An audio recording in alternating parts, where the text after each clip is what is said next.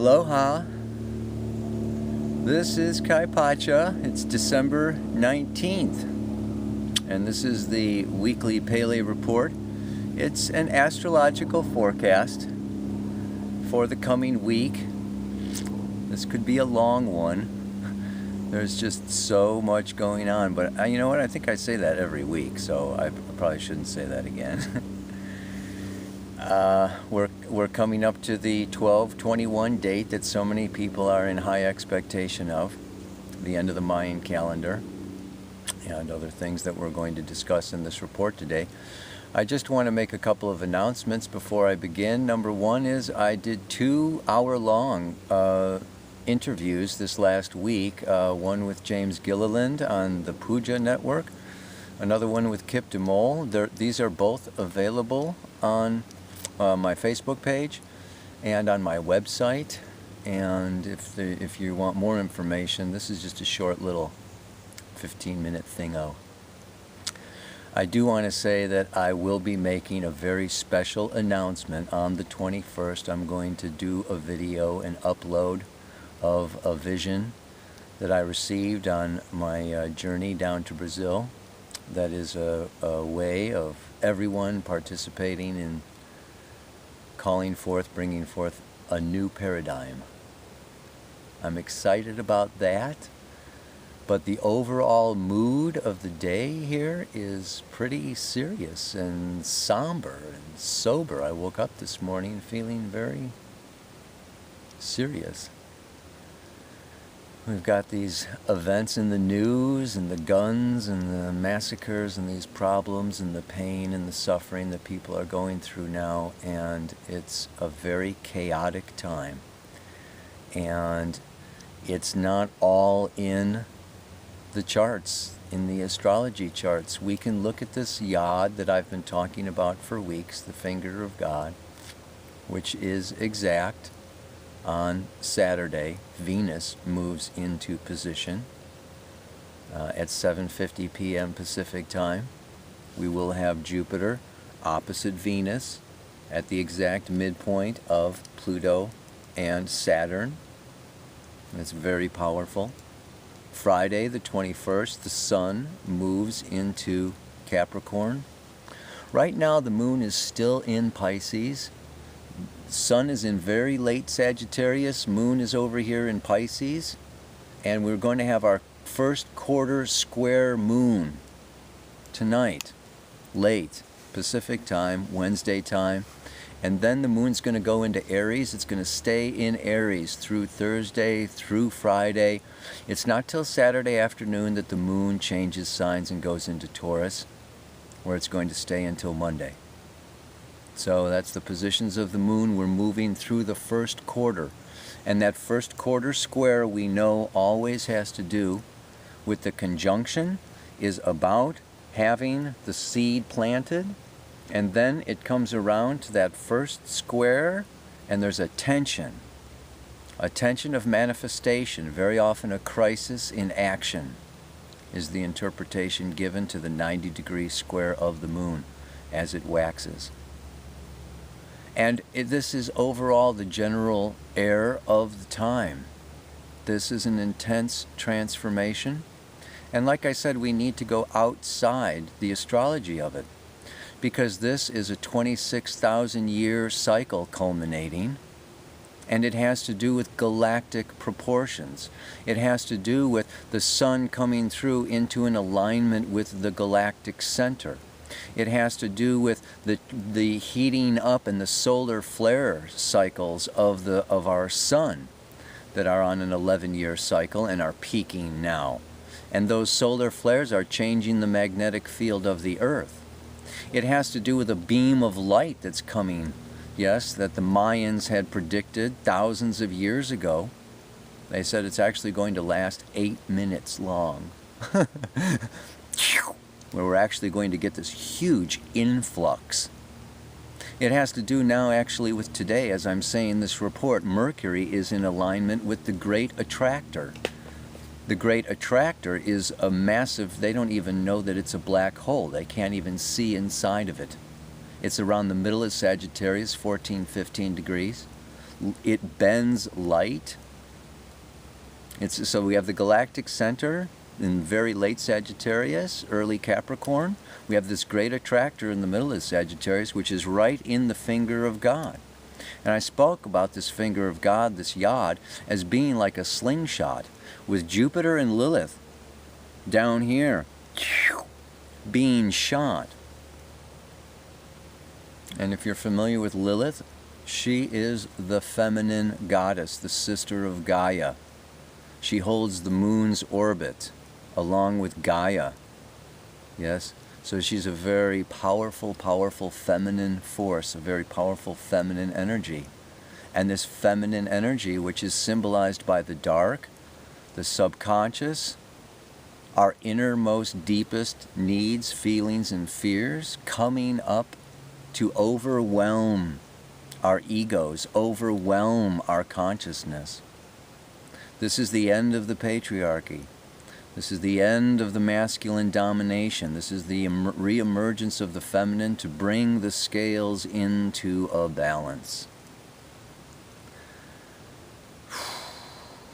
As such, it's a big, huge upheaval. This is a time of upheaval. It's an upheaval of consciousness. It's an upheaval of mental, emotional, and physical levels. And it's just like when you open the blinds. You pull those blinds open and the sun can blind you.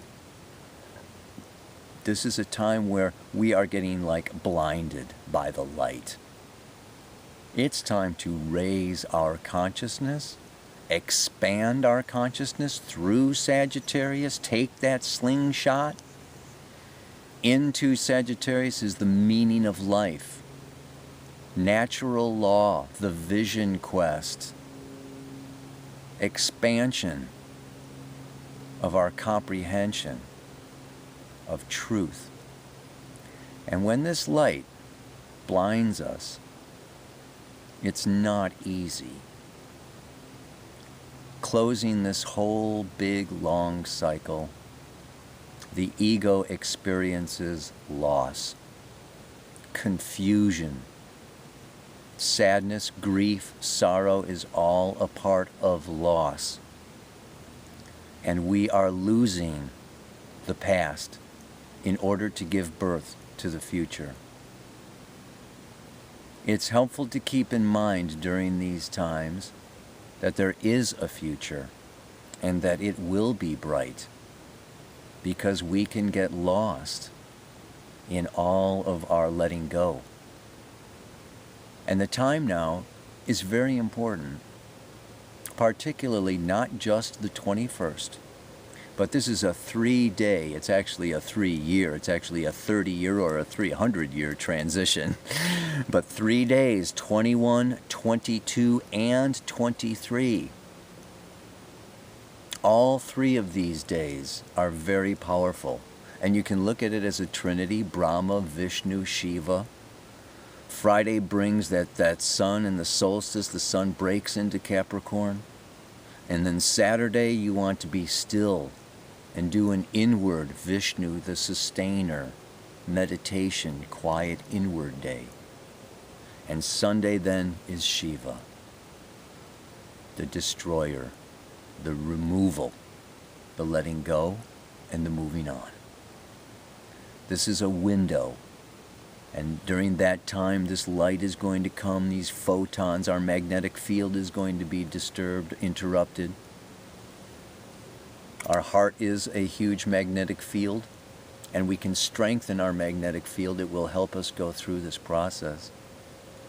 It's actually a Mayan way of doing that.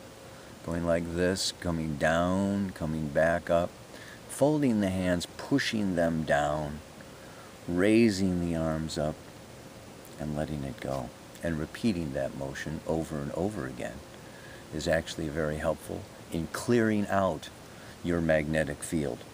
This is very, very positive movement that you can just do for yourself, by yourself, 12 times, however many times you need to clear your field. I need to clear my field. my brain is going in chaos this morning. So I'm sure this report is a little chaotic. I'm bouncing around all over the place, but here's the main point. The time that I get for this time of birth, it is like a birth. It is like the mother needing to push, and we're in those final stages. By Friday, we are giving birth. We're in the contractions now, and we need to breathe really deep, and we need to push really hard to give birth to that new self. And that new self is a spiritual self. It's a higher self. It's a timeless, infinite spiritual self, outside the ego, outside of polarized thinking, of good and bad and blaming. It's an opening of the heart into an infinite love space. And this is not easy when you are experiencing the loss of maybe someone you love, the loss of a relationship, the loss of your business, the loss of so many things are going away now. It's just like, the picture that I get is a tornado. This is a time of a tornado. It is like a vortex. And we are getting sucked up out of this physical, third dimensional, and it's destruction. It's Shiva. It's death. It's the removal. And that, as long as we stay down in there, we are going to stay in our pain. We're going to stay in our ego. We're going to stay in our limited earthly self. But we are getting sucked up. We are getting pulled up by the forces of nature, by the forces of light, by the forces of spirit, love, destiny, however you want to look at it, evolution, to a transcendent place. I think of the Ethos meditation by Tom Kenyon, TomKenyon.com. He works with sound, he works with the Hathors, and I just love him. He's awesome. He does great work. And you can download his 5-minute or his 30-minute Ethos meditation, which will help you move out of this mind. Wants to blame, has resentment, holds on to anger, creates all of these stories and mental images about, the whys and the wherefores. This goes beyond, our understanding. Sometimes life does. And it brings you up into your transcendent, infinite spiritual self that has had lifetime after lifetime after lifetime. If you stay contained in this body, that this life is all there is, and my 80, 90 years is all I've got, and my house and my family and my job, and this is all that there is, you're going to really feel the squeeze. You're going to feel the tip and the point of that tornado. Because this is a time of awakening. To, whoosh, there's more. Way more. You've been around. We've all been born and died and been killed and killed and wounded each other and hurt other people. We've been the perpetrators. We've been the victims. We've been the masters. We've been the slaves. There are lifetime after lifetime after lifetime. It's time for us all now to raise our consciousness to the point of understanding, of expanding to include. Like I think of it's like we only hear so many sounds. Dogs hear more sounds, and dolphins, and there's all these other sounds in the spectrum. We've just been here. Same with our vision. We only see so many colors, but there's so many more. We've been in this window, and this window is now opening. And as that spectrum increases, it is big. Who we are is really big. So we have to expand in order that that spectrum does not overwhelm us and blow us away. So yeah, there can be a lot of pain during these times, and that pain pushes us, and we have to push through that pain. And that pain is a part of our smallness, of our earthliness, of our ego loss and gain, and we're moving into a multidimensional reality. So the mantra for this week is, the future is pulling me to the unknown, away from the comfort and safety of home.